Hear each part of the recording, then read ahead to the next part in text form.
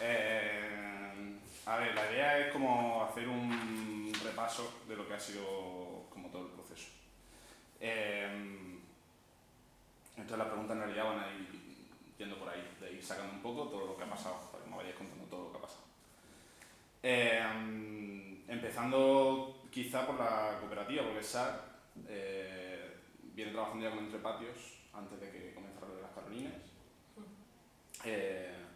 Entonces, no sé, que me contéis un poco, como de forma un poco general, pero como todo el proceso de Entrepatios, como si yo no supiera nada y no sé, como por qué fases ha pasado, si ha tenido como momentos más de inflexión, si ha pasado algo entre medio, o sea, como desde el inicio, cómo surge, cómo van entrando y saliendo personas, en qué momento entra SAT o se vincula más, aunque estuviera desde el principio, no sé, como todo el proceso. Vale. Yo creo que ahí vas a explicarlo tú mejor. Sí. Bueno, a ver, el proceso empieza con Lógica Eco, que son los que trabajan con la cooperativa antes de que nosotros entremos, que son Paco y Leo, y que son los que en un principio, por ejemplo, les ayudan a uno de los puntos más importantes, que es buscar el solar en el que se va a desarrollar el proyecto. Porque eso depende directamente de la financiación, los recursos y la parte económica en la que nosotros primeramente no intervenimos. Entonces, una vez que ellos tienen elegido un solar, ya sí que es cuando pasa a nuestras manos y nos piden ayuda en principio para ver pues, las condiciones urbanísticas del solar, cuántas viviendas pueden meter, para determinar el número de familias que va a vivir en ese edificio. Entonces, por ejemplo, antes de las Carolinas, se estuvieron barajando otros solares, el de la Milagrosa fue el último que se sopesó y al final eran temas económicos por los que se quedaban fuera, pues porque venía otro comprador que se lo llevaba antes que nosotros o lo que fuera. Entonces se hace ese análisis urbanístico y una vez que, por ejemplo, en este caso, en las Carolinas, pues casó perfectamente, bueno, en principio tenían que ser 18 familias y al final fueron 17, pero bueno, que una vez que se analizaron todas esas condiciones urbanísticas y a ellos les pareció correcto para encajarlo con las necesidades que tenían, fue cuando ya empieza a desarrollarse toda la parte del proyecto, ya la de los talleres participativos y todo eso. Pero esa primera fase se compone por el trabajo de Lógica Eco, nosotros con el análisis de las parcelas, y una vez que se acepta uno, comienza el proceso de arquitectura participativa. Vale. Voy a hacer una pequeña matización porque realmente el grupo, o sea, la cooperativa como tal empieza a trabajar mucho antes de la aparición de Lógica Eco, en realidad. Es un grupo promotor que lo que quiere es cambiar un poco el modelo de acceso a la vivienda que existe en general en España y en concreto en Madrid, y ellos se ponen a trabajar, y esto es un tiempo muy largo, de muchos años. Yo no sabría decir cuántos, ¿no? Iñaki hablaba de 15 desde que tuvieron una primera idea pues, muy lejana, ¿no? Y bastante ingenua, hasta que se han ido dando los pasos y el grupo se ha conformado. Pero el grupo empieza a trabajar y el grupo se da cuenta de que necesita ayuda en la gestión para buscar un suelo, para reunir el dinero, pues bueno, para toda la complejidad que implica meterse en convertirse en promotor, digamos. Entonces, entra primero Lógica Eco porque el grupo ve la necesidad de ese apoyo, pero digamos que el grupo promotor es la propia cooperativa, y luego SAT entra cuando hay que estudiar la viabilidad en momentos concretos. Lo que pasa es que eso han sido trabajos muy puntuales y muy concretos, y luego ya el trabajo empieza seriamente cuando se elige un suelo, y ya ahí empieza un proyecto convencional, entre comillas. O sea, no es nada convencional, pero ya digamos sí que se parece más a lo que es un proyecto convencional. Y cuando ya se inicia la parte de las Carolinas y ahí ya SAT empieza a trabajar con un solar concreto y tal, ¿hay un cambio, por ejemplo, en ese sentido de como la relación entre la cooperativa y SAT, me refiero? Porque hasta entonces habían sido como cosas como más puntuales, pero de repente sois el equipo de arquitectura, entonces no sé si hay un cambio o no. Hombre, sí, hay un cambio porque en el primer momento no hay ese trabajo participativo con ellos, por así decirlo, porque nuestra función en esa fase inicial es demasiado técnica para que pueda ser participativa. O sea, nosotros hacemos un trabajo de análisis puro, entonces hasta que no, lo que decía Elena, ¿no? Hasta que no se acepta ese solar, no empieza el trabajo con ellos como equipo de arquitectura. Y entonces la relación, claro, ya cambia, obviamente, porque pasamos de ser como un asesoramiento externo, por así decirlo, a ser su acompañamiento en el proceso. Hasta ese momento no sé, o sea, el equipo sí que estaba conformado, pero en ese momento sí que de repente hay un equipo ya que tiene muchas, o sea, realmente 4 patas, ¿no? Y es el momento en el que hay un solar concreto. Entonces hasta ahora era cooperativa con Lógica Eco, era como un satélite en este caso, pero en el momento en el que hay un solar ya hay un proyecto que tiene 4 patas, que es Lógica Eco, la cooperativa, SAT y Técnica Eco. Y ya todo pasa por esas 4 patas todo el tiempo. Y esa es la gran diferencia. Y de cara a vosotros, o sea, ahí eso es un poco como el cómo cambia de cómo os veis a lo mejor entre patios a vosotros. Pero de cara a cómo vosotros veis entre patios, una vez que empieza las Carolinas, o sea, no sé cómo, qué temores empezáis a tener por enfrentar a un proceso.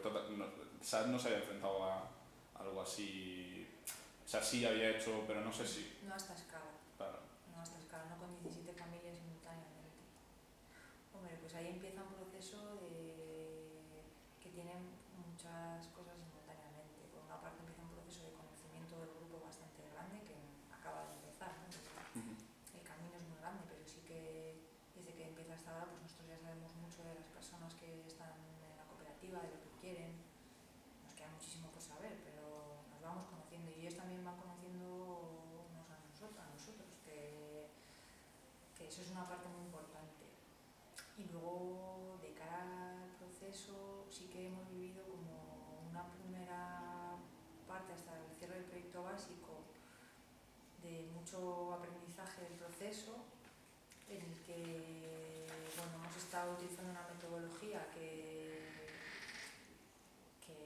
bueno, ha tenido como un punto de inflexión claro y no sabría cómo definirlo. En principio, aquí ahora por ejemplo se produce una diferencia bastante grande. Para nosotros la metodología ha sido útil y pensamos que hay muchas cosas que no podríamos haber hecho mejor o de otra manera, ¿no? Que han sido necesarias para llegar hasta donde estamos. Sin embargo, la cooperativa, aunque están contentos con el proceso, eso lo sabemos porque ha habido un cuestionario y en general la satisfacción es grande, sí que ven que el proceso ha tenido cosas que podrían ser mejorables, ¿no? Y para nosotros ha sido mucho aprendizaje, además aprendizaje, o sea, íbamos haciendo el proyecto a la vez que estábamos aprendiendo cómo comunicarlo para poder explicar bien las cosas, para poder recoger todo lo que nos decían ellos, ¿no? Que querían del edificio o todas las expectativas que tenían, enfrentarlo con la normativa. Y yo creo que la mayor dificultad ha sido el ir definiendo al mismo tiempo que se va comunicando, ¿no? A un grupo que es muy exigente en ese sentido y que quiere conocerlo todo. Y para mí esa ha sido la mayor dificultad, la simultaneidad, ¿no? De enfrentarte a la normativa, a todos los requerimientos técnicos, a montar un proyecto desde cero, que al final hay muchas piezas que están abiertas, ¿no? Que están dando vueltas, a la vez que tenemos que comunicarlo y a la vez que está siendo fiscalizado, ¿no? Porque ha habido un poco a veces sensación de fiscalización, ¿no? Y de pedir cosas que en ese momento no podíamos dar. Nosotros sí que yo por lo menos he tenido esa sensación como que había poco margen ahí, ¿no? Poco margen, nos daba un poco margen y estamos haciendo un proceso simultáneamente y eso tiene unas dificultades grandes. Y comunicarlo bien también es muy difícil, ¿no? Que se entienda esa incertidumbre. Yo creo que haya habido como el mayor, para mí por lo menos, como las mayores diferencias y quizás los mayores roces, ¿no? De hacer entender eso a la vez que haces el proyecto, que no generes miedos. Para mí ha sido la mayor dificultad. Claro, es que yo creo que una de las, bueno, la situación como más novedosa, por lo menos para mí en esto, es que normalmente tú trabajas con gente que ya es del sector, o sea, es decir, cuando trabajas para un promotor inmobiliario o para un cliente que ya es del sector, hay cosas que, pues que se saben de base y que muchas veces no hay que justificarlas de ninguna manera porque son los criterios técnicos, ¿no? Y en este caso es esa sensación que dice Elena, ¿no? De auditoría constante, porque es gente que obviamente necesita esas explicaciones, obviamente, y que te las pide y tú estás tomando esas decisiones y transmitiéndoselas a la vez. Y es difícil también ponerte en esa parte de ser auditado hasta el extremo, ¿no? Que está muy bien, porque es normal que existan esas necesidades, pero tampoco te has visto nunca en tener que dar según qué explicaciones o cosas que das por sentado porque son de la propia profesión, pero que también está muy bien, ¿no? Cuando te enfrentas a tener que contarlas porque dices, bueno, pues sí, pues es algo que normalmente hacemos, pero está bien también para trabajar contigo, saber por qué las haces o cómo estás llegando a ellas. Sí, tienes esa dificultad de estar siendo auditado por una persona que no conoce las normas, ¿no? Porque no conoce cuáles son los intrínculos de por qué las cosas tienen que ser como son. Ya es difícil ser auditado por una persona que las conoce o por un agente externo porque siempre existen conflictos de intereses, pero en el caso de enfrentarte a un grupo que no es conocedor de todo lo que hay, ¿no? A la hora de hacer un proyecto, pues eso genera dificultad. Y, por ejemplo, ahí, en eso último que estabas diciendo, o sea, al final, dices, ya es difícil ser auditado por una persona que conoce las normas, pero bueno, si eres auditado por una persona que las conoce, puedes justificarte usando una serie de herramientas, formatos, etc. Cuando tenéis que hacerlo con un agente que es totalmente distinto, entiendo que os habréis tenido pues, sí que inventar, por así decirlo, o sea, pensar como nuevas formas de contar lo que estabais haciendo, de justificarlo porque la persona que lo va a leer eso que vais a hacer, ya sea un dibujo o un texto, es otra, ¿no? Entonces, ¿de qué forma, por ejemplo, eso ha modificado? O sea, ¿qué nuevos formatos, qué nuevas formas de comunicar que ante un promotor no van a surgir? ¿Os habéis tenido que, o habéis usado durante el proceso? En realidad, más que formatos que realmente han sido dibujos, ¿no? Dibujos y esquemas y que ha sido una documentación gráfica, lo que supone eso es tiempo. No es tanto el formato como tal, porque al final, en este caso concreto, o bueno, en general la arquitectura, aparte de contar con palabras, se cuenta con dibujos. Los dibujos en ese sentido no han diferido mucho, pero sí que ha diferido el momento en contarlos y el tiempo invertido en contarlos. Yo creo que para mí esa es la mayor... O sea, en este caso concreto ha sido el tiempo, más que el formato, la gran diferencia. ¿Pero porque los tiempos eran más cortos o más largos? Se ha invertido mucho tiempo en hacer entender un proyecto que con un plano se puede hacer entender a una persona que igual es del mundo, ¿no? Eso por una parte. La otra parte que creo que ha tenido, para mí por lo menos, frente a ese contrastar el proyecto con una persona dentro del sector, en este caso han sido poco propositivos, porque no manejan, no piensan los proyectos en esos términos, entonces les cuesta ser propositivos, así que saben lo que no quieren, les cuesta mucho darle forma a lo que quieren, y en ese sentido, claro, solo ha sido a través de palabras, a través de hilos de Lumio, ¿no? Que ha sido esa herramienta que hemos utilizado, pero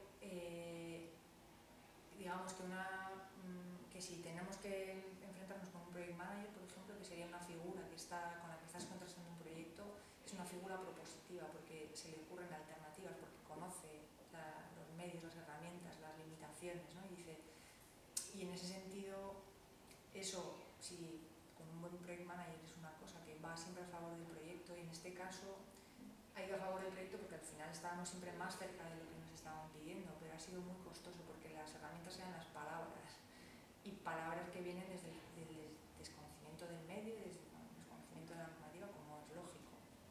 Entonces, bueno, eso tiene su dificultad también por la sensación que transmite, ¿no? Por el hecho de estar siendo auditado sin tener nunca una alternativa, que es duro. Bueno, es duro, pero también es bonito, porque al final estás siendo un poco poco una persona que traduce deseos y expectativas en cosas concretas, en un edificio, ¿no? En una solución técnica, y es bonito. Lo que pasa que esa diferencia o ese límite entre... Bueno, ha habido una palabra que ha aparecido también en ese punto de inflexión que hemos tenido en el proyecto básico, nos han acusado de tecnócratas, ¿no? de que solo pueden dar soluciones los técnicos, ¿no? Y ahí hay como una frontera que en este proyecto concreto pues está siendo borrosa y que nos está costando saber explicar, la verdad. A mí personalmente es una cosa que siempre me ha preocupado, ¿no? O sea, este tema de la tecnocracia, y no lo defiendo en absoluto, pero creo que hay un oficio y hay unos límites y hay unos conocimientos que deben ser tomados en cuenta. Y no todo el mundo puede hacer un proyecto, porque hay que tener unos conocimientos para hacerlo. Y esas líneas se han desdibujado a veces, y sí que hemos tenido algo de sensación de que se estaba respetando un poco ese oficio, no voluntariamente, que pensamos que no ha sido una cosa como meditada ni premeditada, digamos, pero ha sucedido eso. Pues que un proyecto de arquitectura ya es un elemento complejo en sí mismo cuando te pones a hacerlo sin que sea participativo, y tú ya sabes, aquí hablamos también mucho siempre de la incertidumbre, ¿no? Y de que en la arquitectura es un poco como en medicina, 2 y 2 pues muchas veces no son 4, entonces cosas que, pero esto es así, pues sí o no, es que hay como, y claro, nosotros estamos acostumbrados a manejar esos procesos y a saber que esa incertidumbre existe, que no siempre hay una respuesta de sí o no para todo, y eso también es difícil de hacerlo ver. Es normal, quiero decir, porque te estás jugando mucho, es tu casa, son muchas ilusiones, hay como mucho factor de sentimientos, pero hay veces que no puedes dar un sí o un no como respuesta y tienes que hacerlo entender de la mejor manera posible,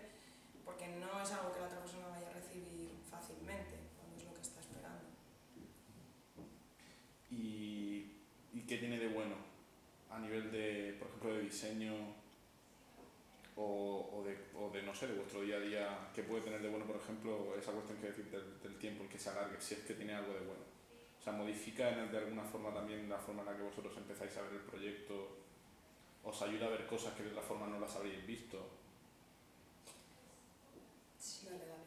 A mí me parece que tiene de bueno que, digamos, sin defender esa tecnocracia, al final te conviertes en un traductor que hila más fino. Cuanto más tiempo le dedicas a una persona a escuchar lo que quiere, o sobre todo a escuchar las ilusiones que tiene puestas en ese edificio, las expectativas, al final lo que estamos haciendo nosotros es traducir esos deseos en algo concreto, que además tiene que pasar por una licencia, ¿no? Y todas esas cosas. Entonces, cuanto más tiempo dedicas a escuchar, más puedes afinar, ¿no? Más vas a llegar con la nota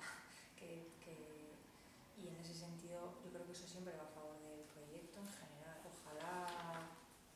Ojalá pudiéramos cobrar unos honorarios que permitieran estar desarrollando este proyecto 2 años. Ojalá, pero la realidad es que también hay un momento en el que eso hay que equilibrarlo, ¿no?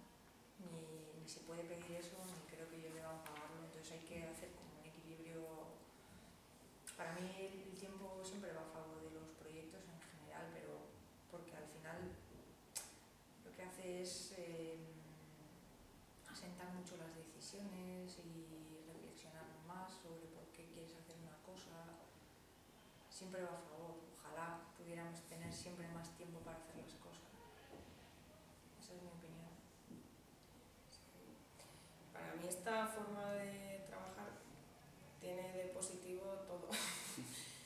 Quiero decir, yo no me había enfrentado a un proyecto así a esta escala tampoco nunca, y creo que todo lo que a priori pueden ser desventajas acaban siendo oportunidades para poder ofrecer algo que de otra manera no puedes hacer. O sea, si tú trabajas para una promoción de 40 viviendas, le intentas poner todas las ganas, que aquello quede estupendamente rápidamente, que no sé qué, pero siempre te queda la duda de que no sabes quién es el usuario final, no sabes si va a estar contento, si no sabes quién va a ser, ¿no? Y aquí el ponerle cara al final te lleva casi como hay un síndrome de Estocolmo, ¿no? En plan, te están pidiendo una cosa, tú sabes que no puede ser, te pegas contigo mismo para meterlo, ¿no? Es como... Pero sabes quién es y qué uso va a hacer de eso y yo creo que la ilusión que te genera saber que le estás dando lo que quiere, para mí es como la recompensa más grande de toda la metodología, el estar haciéndolo para alguien en concreto que tiene sus necesidades muy claras y que tienes que ingeniártelas como sea para poder dárselas y poder contárselas, que es el otro punto complejo de esta metodología, dársela y contársela. Ha habido un trabajo muy bonito, o sea, ha habido un punto de inflexión y luego creo que eso ha desembocado en un trabajo bonito también, y es que no estaba muy claro al principio del proceso cuándo se iban a asignar las viviendas y cómo se iban a asignar las viviendas. Y en un principio se pensó que se iban a diseñar y luego se iban a asignar con la metodología que la cooperativa decidiese, pero de tanto escuchar lo que quería cada familia nos dimos cuenta de que era importante asignar primero y después acabar de definir, porque ya sabíamos muchísimo de cada familia y eso nos permitía dar una respuesta mucho más concreta a esas expectativas de cada familia, y eso fue...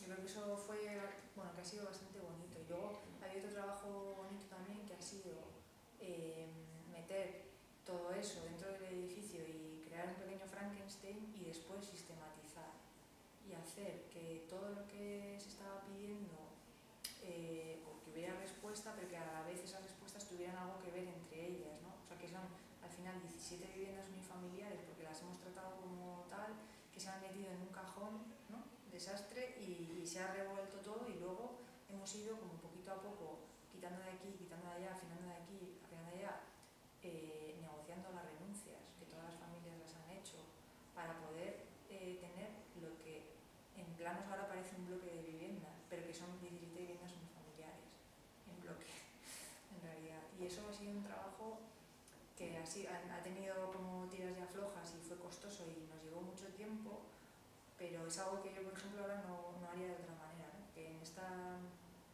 revisión que hemos hecho del proyecto básico y que ha sido bastante criticado, yo creo, me cuesta pensar cómo podríamos haber hecho eso sin haber escuchado o sin haber invertido el tiempo que invertimos en escuchar lo que cada familia quería.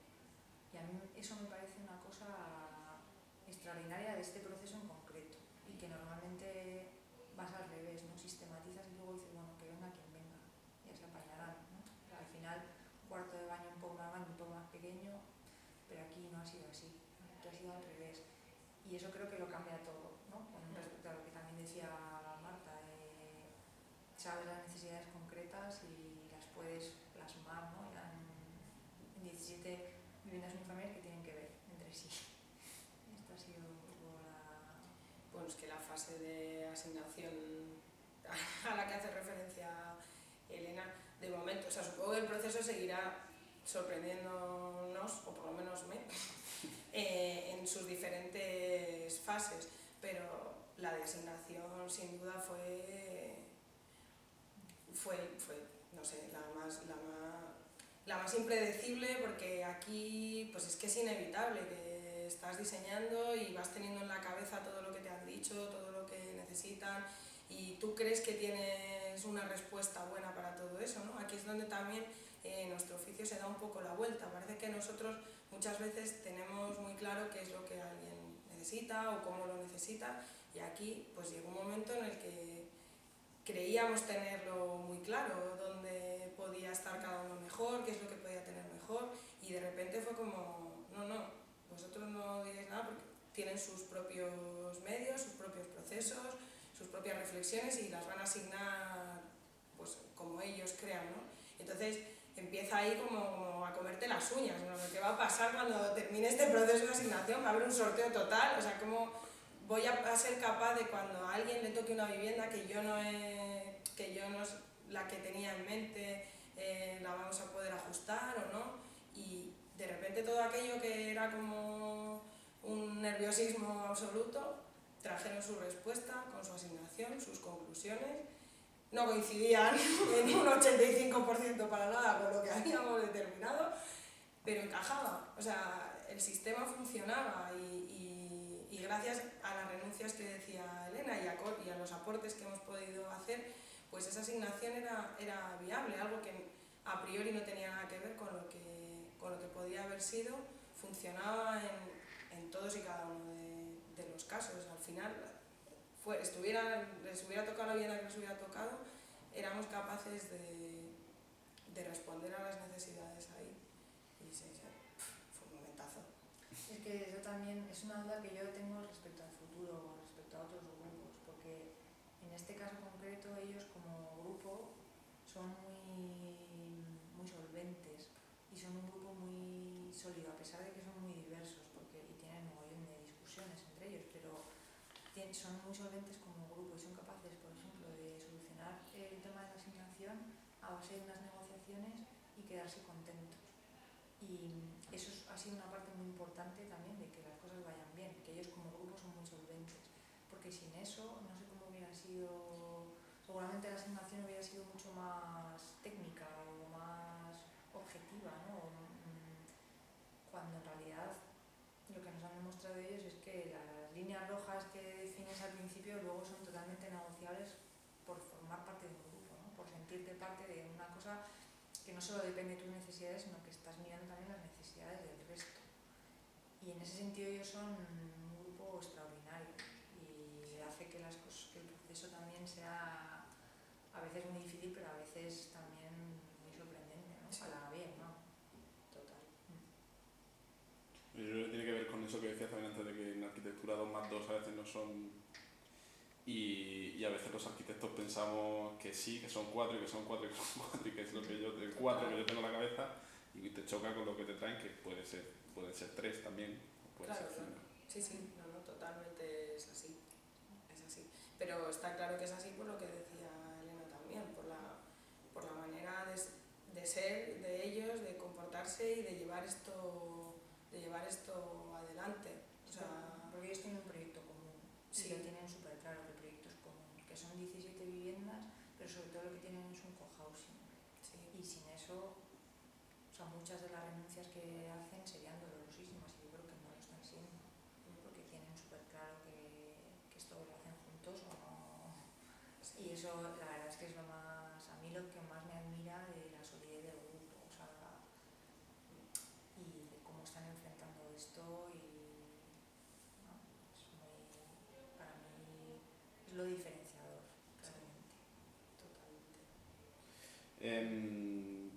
Había hablado ya un poco por encima de cómo ha sido también por vuestra parte todo el proceso de diseño, de asignación, de que ellos trajeron, pero no sé si podéis también como contar en términos generales también y como si yo no supiera nada, desde el momento en el que ya hay un suelo y empieza el proceso de codiseño, ¿cómo ha sido el diseño de este edificio? Porque pues, primero se decidieron los usos comunes de esta forma, después vino la discusión sobre viviendas, tal, ¿no? Como contar un poco el proceso de diseño del edificio, cómo se ha llegado de tener un solar a tener un proyecto básico con 17 familias.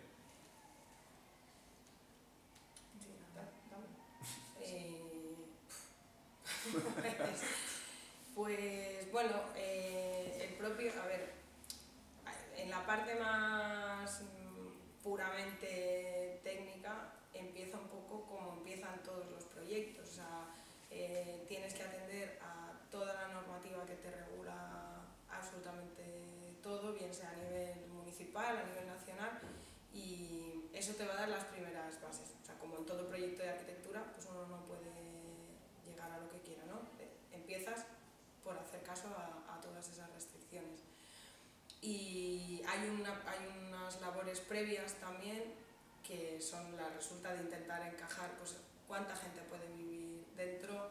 Ya te dan previamente unas superficies más o menos de las personas, cuántos metros quieren, y en base a eso empezamos nosotros pues, a jugar con el proyecto, a trastear, a ver si entran 6 aquí, 5 aquí, si la escalera puede estar aquí, allá, y entonces nosotros acotamos como boceto, ¿no? Inicial.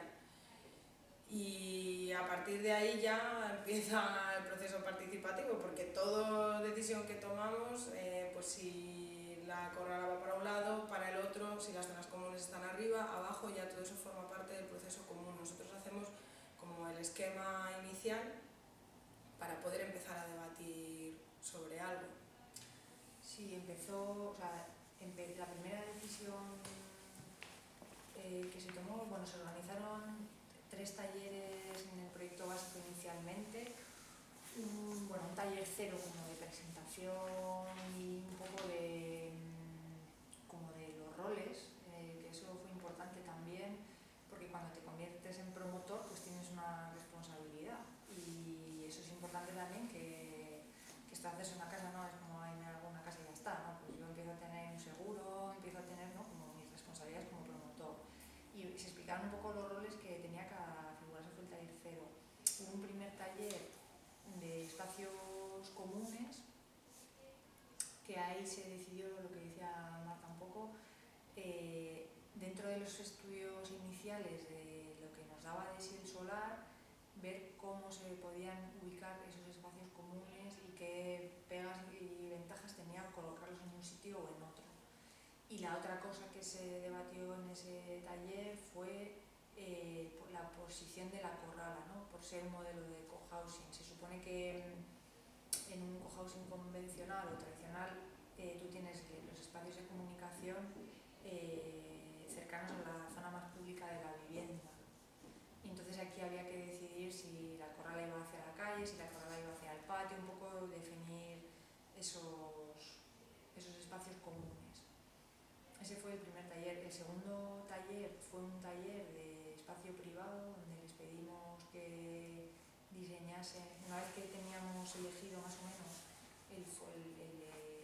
como el esqueleto del edificio y el esqueleto de los espacios comunes, que pasó por muchas versiones. Yo creo que en mi estudio vamos a estudiar 15 opciones prácticamente de posibilidades de viviendas aquí, viviendas allá, metros cuadrados por aquí, ¿no? Un poco. Una vez que teníamos fijado el esqueleto base, ¿no?, un poco la estructura que necesitábamos para aparcamiento, bueno, toda una serie de cosas, se trabajó el espacio privado mediante un juego. Les preparamos un juego para que diseñasen un poco cómo querían su vivienda, ¿no?, con ese esqueleto base. Y de ahí pudimos desarrollar ya el proyecto básico. Y hubo un tercer taller en el que se empezaron a estudiar estrategias de todo lo que tiene que ver con la ecología y la sostenibilidad del edificio, a nivel de sistemas de climatización, de envolvente, ¿no?, de eficiencia energética, de gestión de agua, de renovables, un poco un mapa general para saber, para nosotros poder cerrar el proyecto básico más o menos acorde a unos niveles de eficiencia y de renovables y de infraestructura que íbamos a necesitar meter para cerrar el proyecto básico. Eso, que es lo que estaba planteado inicialmente, al final se convirtieron en 5 talleres. Uno más fue extra para la aprobación de las plantas del proyecto básico, que no estaba contemplado. O sea, una vez que se hizo la asignación, esto no lo recuerdo bien, yo creo que fue o antes de la asignación hubo como una aprobación de que todas las cosas que se habían ido volcando y decidiendo en un caso concreto ya con medidas y tal eran válidas y que con eso se podía hacer la asignación. El taller 4 fue antes de la asignación. Ahí hubo como un taller extra que fue como una validación, ¿no?, explicar por qué habíamos llegado a esa solución y validar como un poco ese modelo. Y después del taller y después de la asignación y del taller de renovables hubo otro que era de aprobación de proyecto básico como tal, ¿no?, que fue como el ok definitivo con estas plantas, con estas superficies, con todo esto, pues, ¿no?, cada familia ya estaba dentro de su casa, digamos, ya sabían. Hicieron las últimas modificaciones ese día en ese taller. Había como dos talleres extra de validación. Y luego hay muchas cosas que en el proyecto básico no se han debatido, por ejemplo, como el aspecto del edificio, como las instalaciones más en profundidad, que es lo que estamos haciendo ahora. Bueno, básicamente el aspecto del edificio y las instalaciones, que son como cosas que sí que se han definido en el proyecto básico, se han definido de acuerdo a unos criterios no solo internos, porque bueno, vienen también de esos criterios, pero no es algo que se haya debatido explícitamente. Y esa parte la hemos sacado de los talleres porque veíamos que no teníamos más tiempo para incluir eso, y eran cosas que íbamos a acabar de definir después, que es lo que estamos haciendo ahora. Y hubo una parte por en medio, no sé si fue el taller 2, dentro de todo eso, en la que, y habéis mencionado un poco sobre ello, cuando recogéis todas las líneas rojas, líneas naranjas y tal, no sé, contaba un poco más sobre ese proceso en concreto, porque aquello entiendo que fue una locura. De las líneas rojas. Claro, o sea, vosotros recogéis todo como una especie de cuestionario, ¿no? De todas las familias, cuáles son sus... Y de ahí surge el Frankenstein, ¿no? Que decíais, entiendo. ¿De qué forma armáis eso? ¿De qué forma os enfrentáis a ese Frankenstein? ¿Cómo le dais? ¿Cómo lo...? Bueno, pues esto fue un trabajo, bueno, de recibir, de obligarles a definir líneas rojas en un momento en el que todo está muy indefinido, que eso fue difícil. Utilizamos también el kit de diseño, que ese juego que les planteamos para ver un poco por dónde iba cada familia, y con eso fue un trabajo, o sea, con la tabla de las líneas rojas que tenía como muchas variables, con el kit de diseño y luego con el resto de cosas que, bueno, pues que son de oficio, o sea, que hay determinadas cosas que no se pueden hacer.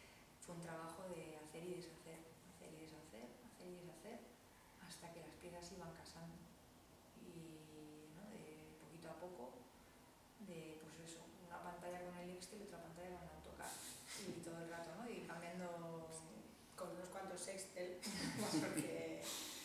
con gente que iba cambiando el Excel en directo, tal cual. Efectivamente. La pantalla. Efectivamente. Sí, claro, porque al ser documentos abiertos, esto es otra cosa también como novedosa en el proceso, que todo esto que te permite ahora, que es muy cómodo, de los documentos todos trabajando a la vez, pues claro, tienen sus cosas buenas y sus cosas regulares. Y es que donde un día ponía 2 baños, según lo estabas poniendo, de repente ponía 1, y es como, a ver, el historial de revisiones que me está cambiando esto en este momento, ¿no?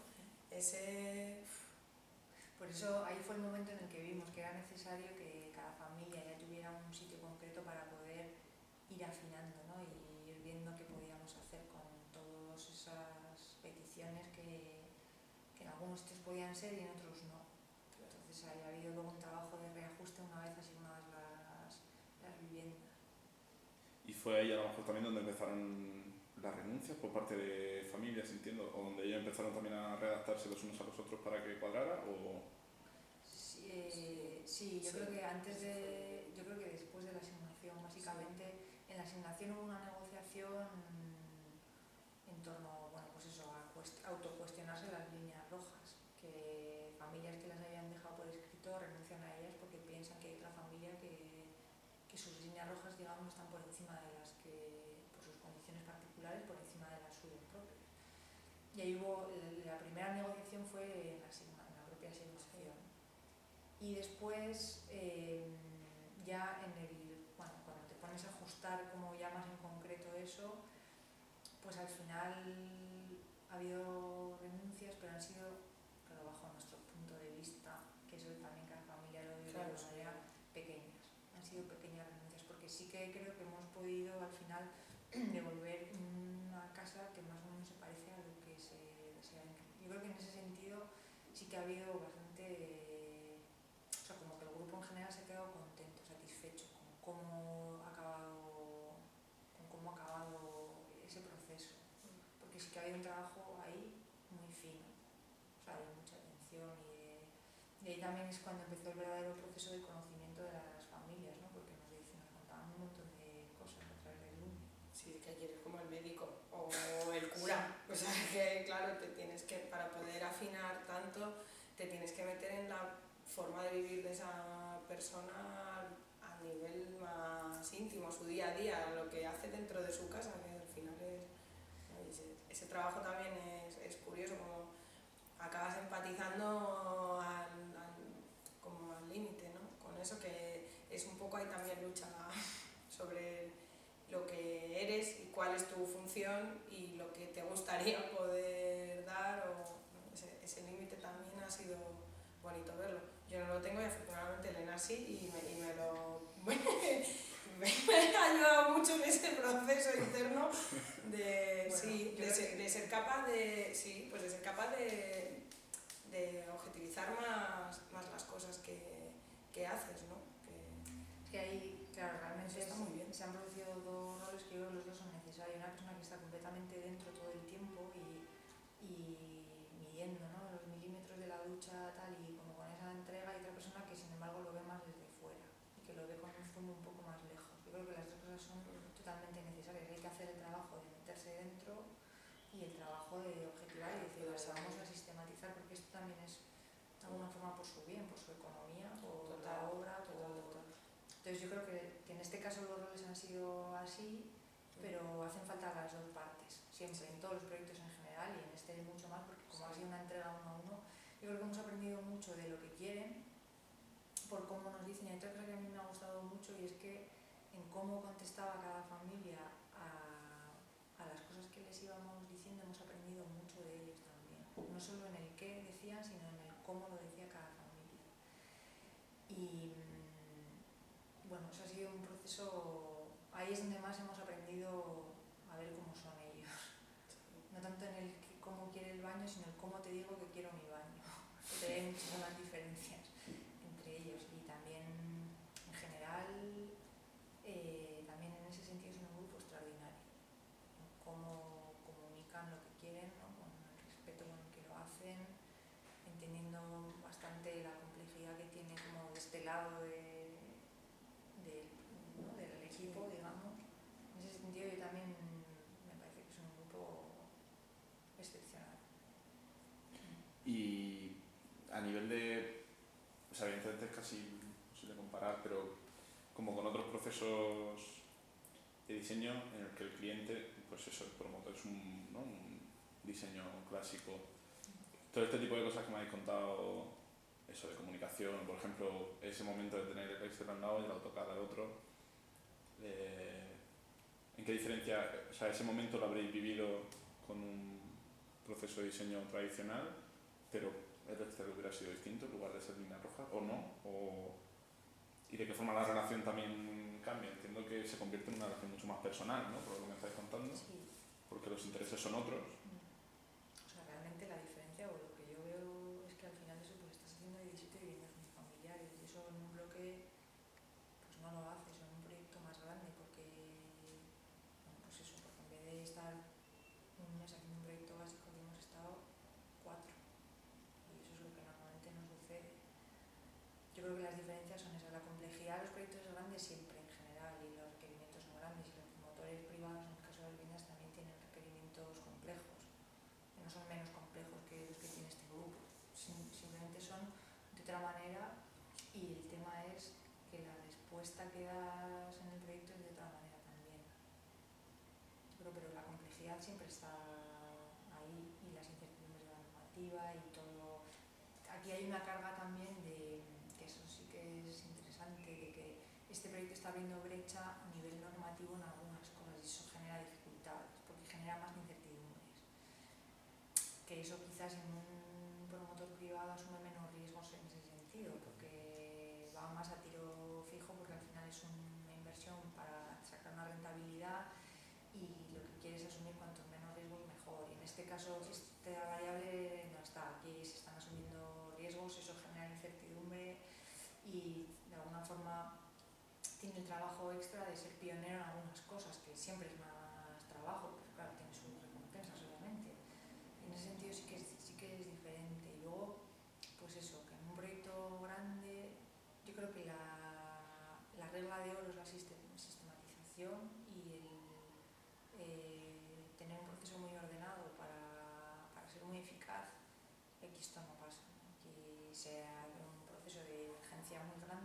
luego hay que ir convergiendo, ¿no? en cositas, en poquito a poco, y esa es la mayor diferencia, pero también es lo que decía Marta, es lo que te permite es hacerle a cada cual la vivienda que está más conforme con sus expectativas, y dentro del espacio que disponemos, que es limitado y que el solar es limitado, pero para mí esa es la mayor diferencia.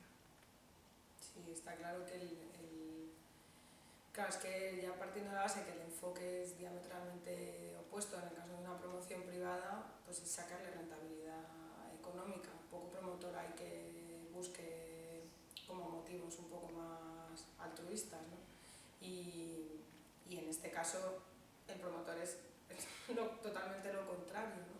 Entonces ya todos los planteamientos pues se dan un poco la vuelta, ¿no? Es lo que decía Elena, si en el básico que en una promoción normal con cumplir la normativa o sea, el promotor se va a dar por satisfecho porque es lo que quiere, en este caso no, en este caso es donde más se dilata todo y donde todo es más diferente porque no se está buscando algo tan inmediato como suele ser, ¿no? Y eso en esta fase, me imagino que en la de obra las diferencias pues seguirán yendo en aumento porque tendremos 17 jefes de obra por allí, ¿no?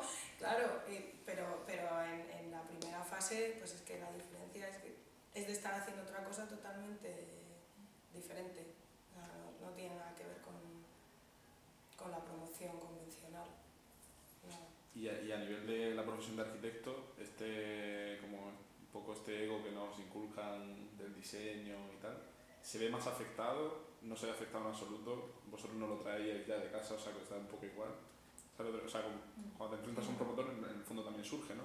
Cuando quieres hacer algo de una determinada forma, el promotor te dice que no, porque o no es lo que quiere o no cumple con lo que tal, ¿no? Y tu obra se ve dañada. Con respecto a esta forma de diseño, que no es un promotor, son 17, como que se ve más afectado, menos. ¿Os habéis tenido que enfrentar alguna vez a eso? Decir, bueno, yo esto lo haría así y no me dejan porque sé que quedaría súper maravilloso de esta forma y... Ese debate está... Sí, pues ahora estamos viviendo más en nivel de ejecución. De todas formas, yo con esto soy bastante, no sé, escéptica o sea, sí que creo que lo que hace es obligarte a explicarte mucho mejor de lo que lo haces habitualmente, para que se entiendan los criterios y las razones por las que haces algo y que se discuta sobre los criterios, no sobre el resultado de las cosas.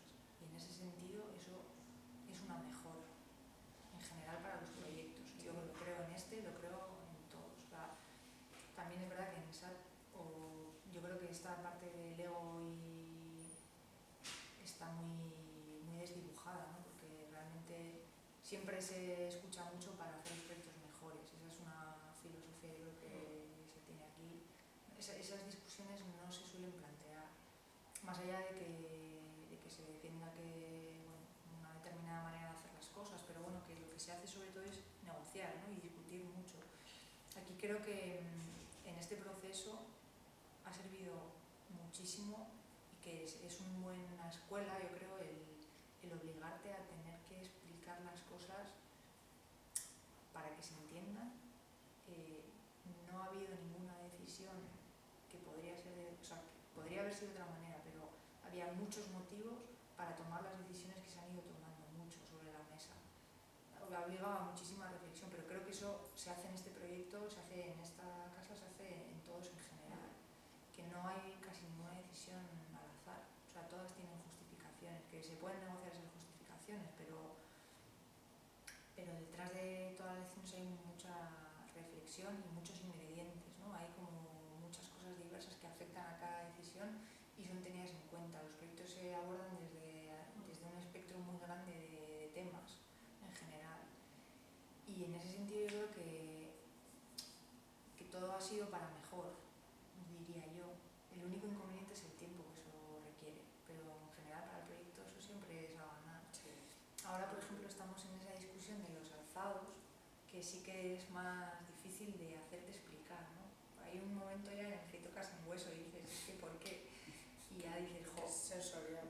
¿por qué? Pues no sé, ahí nos estamos un poco quedando, no sin argumentos, porque sí que los tenemos, y de hecho lo que estamos viendo es que explicando esos argumentos están entendiendo por qué hemos decidido diseñar algunas cosas como las hemos diseñado, pero bueno, también es un poco pues hacer entender que el diseño es una herramienta más, que no es una palabra vacía o que no es una cosa de gustos o no. El diseño es una herramienta que sirve para responder a unas necesidades, en este caso. Y bueno, estamos ahí en ese debate. Por mi parte, yo no lo he vivido como con ninguna frustración, al contrario, creo que ha sido todo para mejor hasta el momento, por lo menos.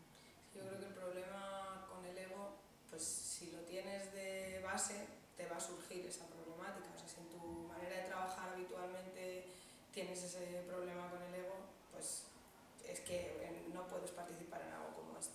Creo yo, es que es así, porque tienes que tener otra concepción diferente de lo que es tu trabajo, de lo que es tu profesión y de lo que es el mundo en general, quiero decir. Aquí pues no trabajamos desde el ego, creo, nadie, ni ninguno de los proyectos, ni, si no, no sería arquitectura abierta, sería, o sea que SAT es arquitectura abierta pues porque son los procesos en los que se cree que se puede llegar a la mejor arquitectura y esta desde luego lo está demostrando. Si los proyectos anteriores salen bien, todo el mundo está satisfecho, pues este será uno más que venga a reforzar esa metodología de trabajo, ¿no? Que no se da, pues no se da mucho en la profesión, hay bastante más ego del que debiera haber, pero aquí al no haberlo de base, pues no se convierte en un problema. Lo que pasa es que es verdad que llega un punto en el que pues, los intangibles están ahí y tu sensibilidad o tu experiencia pues te puede decir una cosa e intentar transmitirla. Joder, es que los intangibles es fastidiado. O sea, intentar hablar de experiencias o de para nosotros es más fácil imaginarnos cómo es el resultado de algo, cómo es pasear por un sitio, cómo, no sé, yo creo que todos tenemos en la cabeza cómo es esa corral aquí, pero intentar contárselo a alguien que solo lo tiene que ver con... no, es difícil.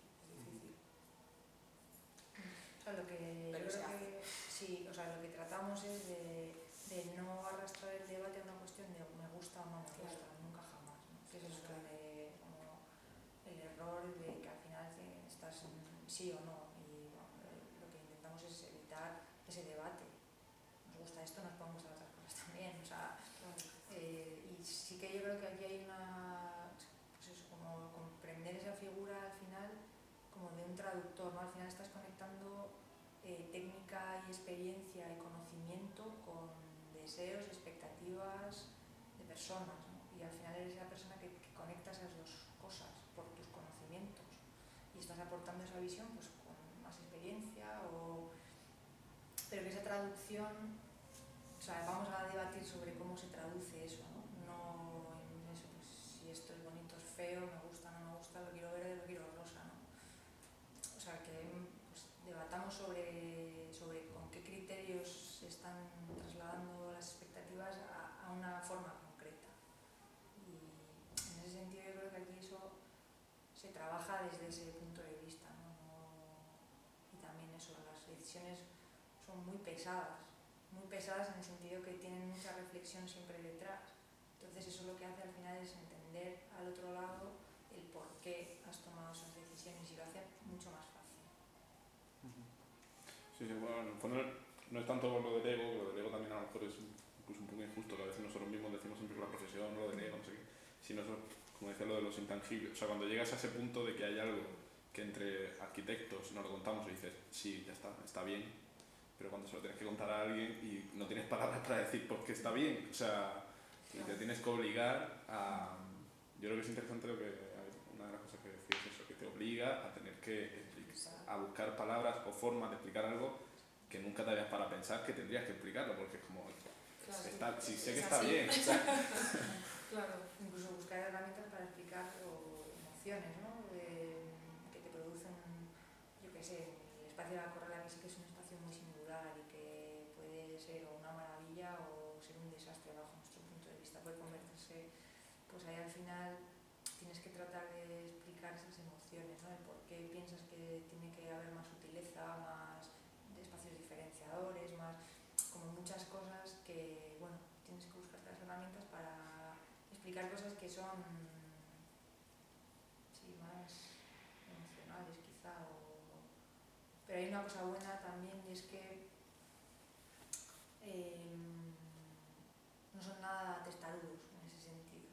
O sea que ellos están muy abiertos también a escuchar esas cosas y a intentar entender por qué. Y en ese sentido tiene una actitud que también es muy buena en general. Porque como que también es generalizar, pero sí que hay por su parte una situación de estar en un proceso de aprendizaje permanente. Eso yo creo que lo tienen en este caso los 4 equipos que están, como lo que estamos haciendo el proyecto, hay una actitud de situarse desde ahí, ¿no? Siempre hay algo que aprender o no siempre vamos a escuchar, ¿no? A ver qué tiene la otra parte que decirnos respecto de esto. Y eso también hace que sea más fácil entenderse en general. Bueno, y luego que se agudiza el ingenio para esas cosas, ¿no? Por ejemplo, el taller 4 de validación de la propuesta, que era como uno de los momentos claves del proyecto, que era decir, bueno, ya hemos decidido entre todos los espacios comunes, ya hemos decidido que hay 17 familias en vez de 18, pero ahora todo el mundo tiene que estar de acuerdo en que esto, que tiene muchas cosas de las que decimos que no se pueden explicar, es lo que se va a realizar y hoy es el día de decir sí o no. Y nos montamos un taller como diferente. Yo tampoco había participado tampoco de un taller así en el que entrábamos a contar historias, a hacer algo como mucho más visceral. Ya no tenía que ver con la arquitectura, lo que estábamos haciendo, ya la arquitectura era lo de menos, ya era como emoción, ¿no?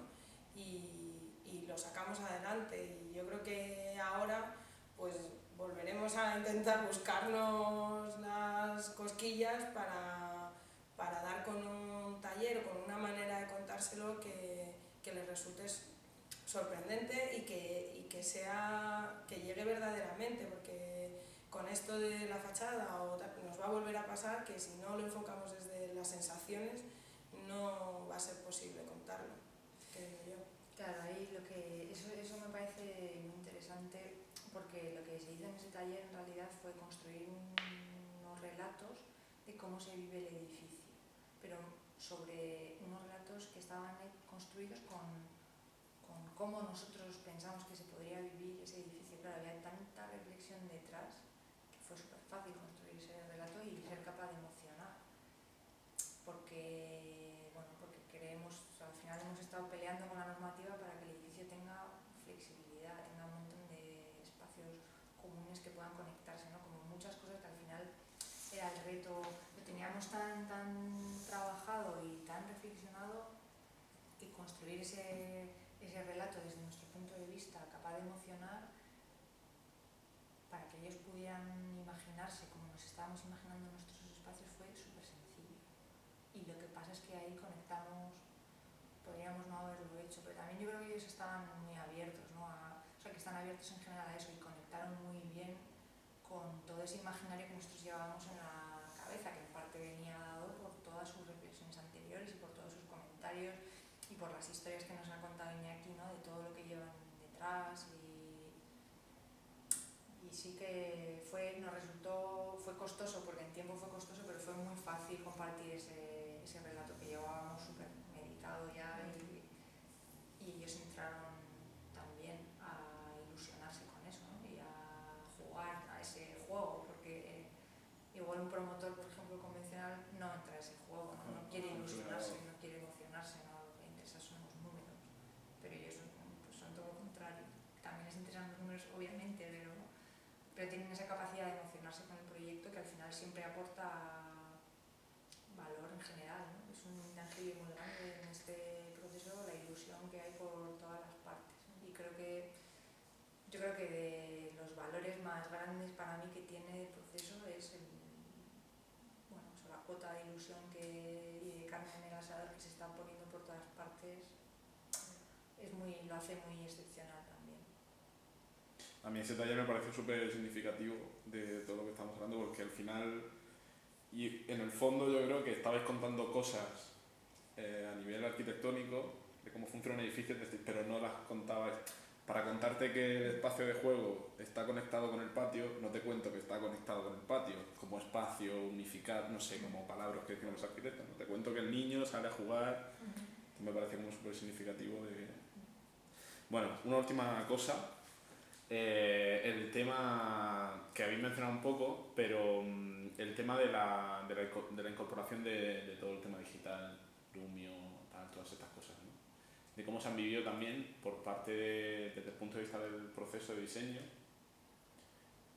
Entiendo que sobre todo a nivel de tiempos, ¿no? Que es lo que más... Pero eso, de qué forma esos tiempos afectan también a cómo habéis ido regulando eso, cómo habéis ido midiendo, si lo habéis hecho.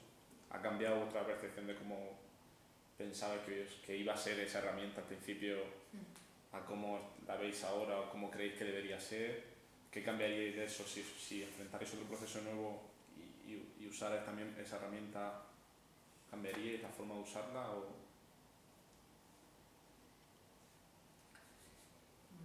Yo tengo a este respecto también reflexiones, muchas son de proceso, seguramente al final del proceso tenga otra opinión distinta a la que tengo ahora. Pero Lo grabaremos.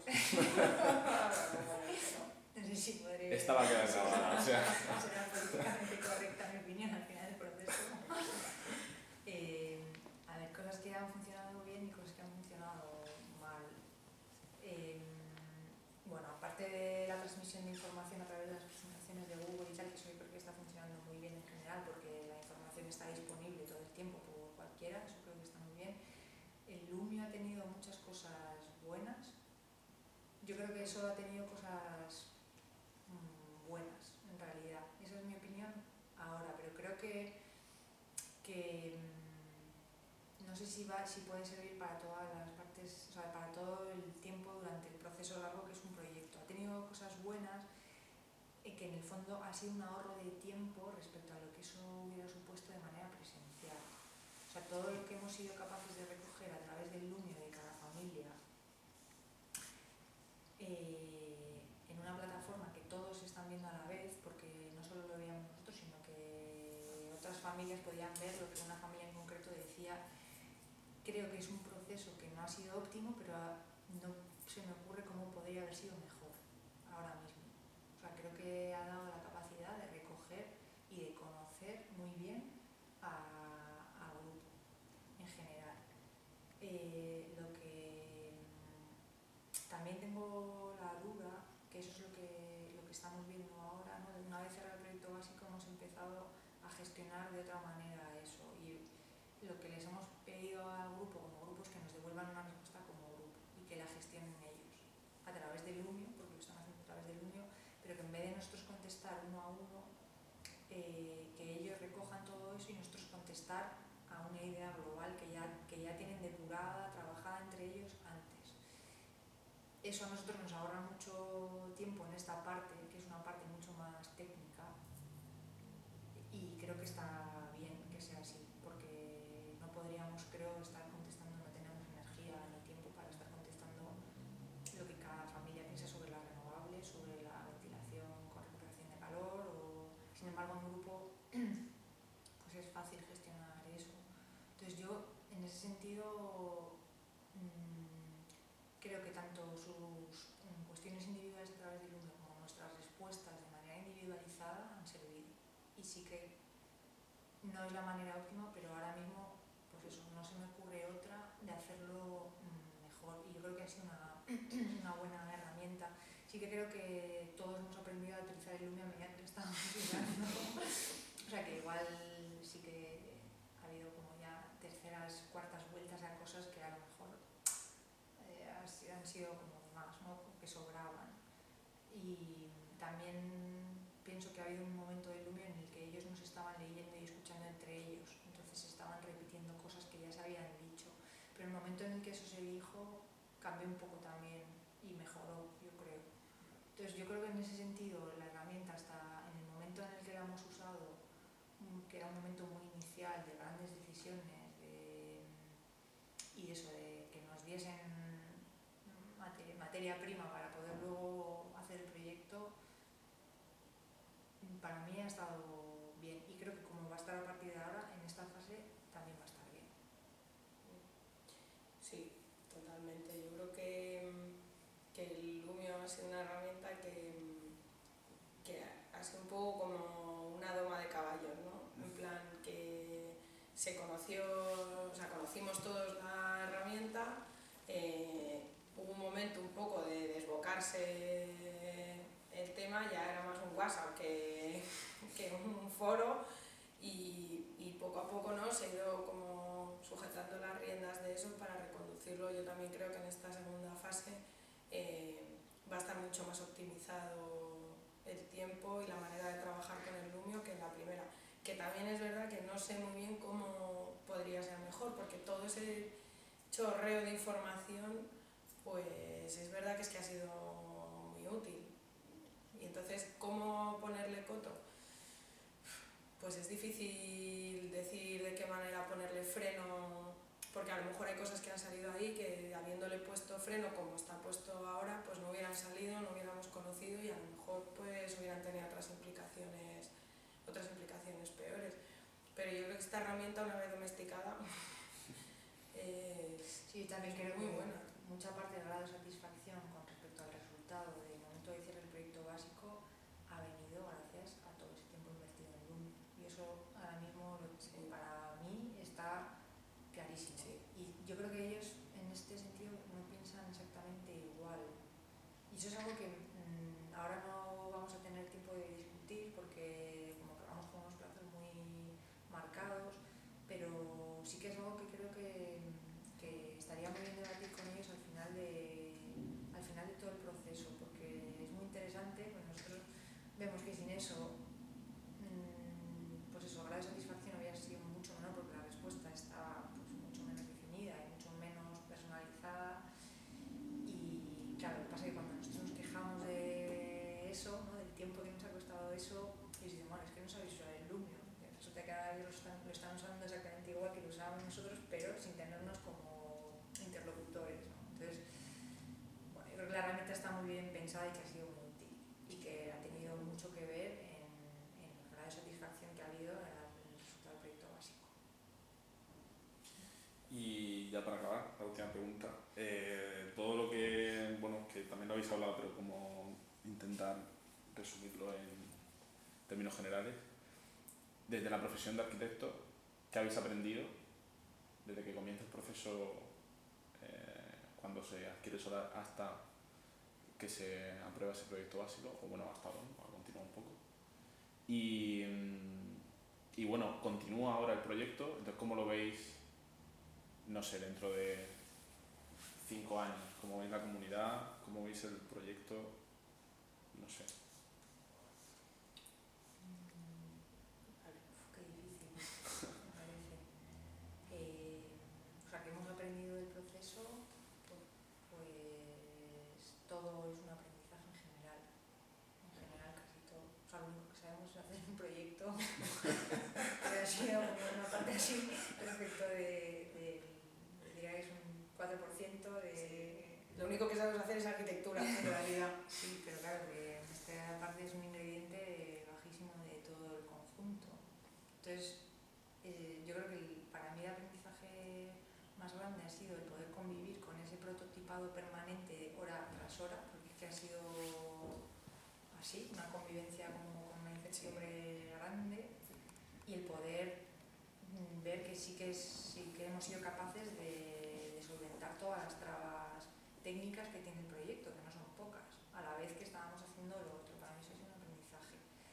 El mayor aprendizaje para mí, porque el proceso me parece muy interesante desde dentro de la profesión y sí que lo valoro mucho porque desde luego es diferente. Para mí el mayor aprendizaje a nivel personal ha sido verles a ellos trabajar como un grupo y aprender de, por ejemplo, toda esa energía que hace falta para sacar un proyecto de este tipo adelante cuando no tienes ningún otro antes, de las dificultades que tienen que solventar entre ellos para ponerse de acuerdo y sacar adelante esto cuando están luchando contra todo, porque cooperativa no está pensada para esto, hay que registrarse como cooperativa de uso en la Comunidad de Madrid, nadie sabe lo que es eso, pero joder, ellos tienen una capacidad impresionante de sacar un proyecto compartido adelante con esta dificultad. Y creo que eso como forma de trabajar en equipo es excepcional, y para mí eso está siendo un aprendizaje, sobre todo porque al final lo que demuestra es que son muy perseverantes y son capaces de llevar ese sueño que era papel y humo a la realidad, y lo están haciendo teniendo todo en contra. Y para mí eso es lo más valioso, yo creo, más allá del proceso del proyecto, que también. Y yo creo que el mayor aprendizaje para mí está siendo de estas personas, o sea, de cómo iban adelante, pues eso, cómo hacen realidad este sueño. Y cómo les veo en el futuro, cómo veo el edificio, yo creo que solo auguro cosas buenas en realidad. No se me ocurre, no sé, igual es que nos ciega el entusiasmo a mí por lo menos, y la ilusión que también ellos desprenden, ¿no? De todas las cosas que quieren hacer con el edificio, pero me cuesta creer que esto se frustre de alguna manera, porque son capaces de resucitar todo de las cenizas. O sea, tienen esa capacidad de hacerlo y de hacerlo juntos. O sea, y entonces yo, no sé, me imagino que va a ser un edificio en el que vivan muy bien, en el que incluso no todas las personas que están desarrollando el proyecto estén dentro de 5 años, pero estarán otras que serán capaces de seguir generando esa comunidad. Y así como tengo mucho miedo al cierre desde aquí hasta el final del proyecto, que eso sí que me genera mucho miedo, ¿no? por cerrar en tiempo una cosa que es muy compleja y con el nivel de complejidad añadido de todo el proceso de participación. Una vez que se cierre el proyecto y se construya el edificio, que no es poco, creo que a partir de ese momento va a ser, no sé, o sea, no me da miedo lo que van a hacer con el edificio, todo lo contrario. O sea, creo que, de hecho, el otro día pensaba, pues no sé, cada cuánto iremos a visitar una vez que se cierre, ¿no? No sé si nos invitarán a las fiestas que hagan o no, pero que estaría muy bien, ¿no? Sí, para mí un aprendizaje, o bueno, una lección y casi más un punto de esperanza, es habiendo trabajado antes en construcción más convencional, es que es real, que estas cosas se pueden hacer y se hacen bien, y o sea, que cuesta a veces tener esperanza en esto, dedicándonos a la arquitectura, ¿no? Que parece que siempre, o en los últimos años, ha sido una cosa denostada y somos los culpables de todo y todo va mal y todos somos unos desaprensivos, ¿no? Y dices, joder, pero si yo sé que se pueden hacer otras cosas y en algún sitio se tienen que poder estar haciendo, no solo en Suiza o en Finlandia, ¿no? Tiene que haber un espacio para esto. Y de repente aparece Cohousing en las Carolinas como un huracán que dice, pues claro que se hace, y se hace así, y lo hacemos entre todos, ¿no? Y para mí eso es lo más bonito que tiene este proceso, y el mayor aprendizaje que te puedes llevar. Y por supuesto lo que dice Elena de verlos a ellos tomar decisiones, eso se aprende muchísimo de ellos. Se aprende y se agradece que te lo muestren con esa naturalidad, porque, bueno, pues yo qué sé, podrían reservarse sus opiniones, su metodología, y no, comparten absolutamente todas las reflexiones que tengan, o todo lo comparten, y está muy bien, hay esperanza. Ya lo digo, hay esperanza. Y yo el edificio lo veo pues tomándome una cerveza en el grifo de la terraza, yo lo veo clarísimo, vamos. El domingo voy a la puesta de cartel y el día que se inaugure la cerveza en la terraza, eso está clarísimo. Sí. Vale, pues por mi parte ya está, se ha alargado. Nada.